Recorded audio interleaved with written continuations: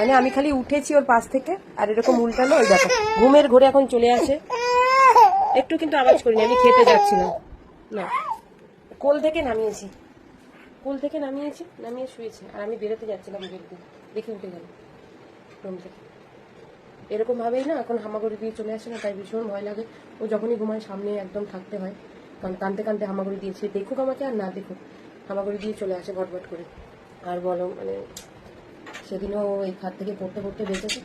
ওকে আমি শুয়ে রেখে রান্নাঘরে গেছি, মানে বাইরে দিয়েছিলাম, সামনে শুয়েছি, আর না খাবারটা বসানোর আগে একবার উঁকি মারি, আর উঁকি মেরে যখন দেখেছি তখন দেখি পুরো এইখানটায় এই কালো প্রজাপতি এইখানটায় ও ঘুরে উল্টে, যেমন আজকে এখন বসলো মানে কানতে কানতে হামাগুড়িতে উল্টে বসে, সেরকম এই কালো প্রজাপতিটা এইখানটায়, তাহলে আর কইটুখানি জায়গা ছিল।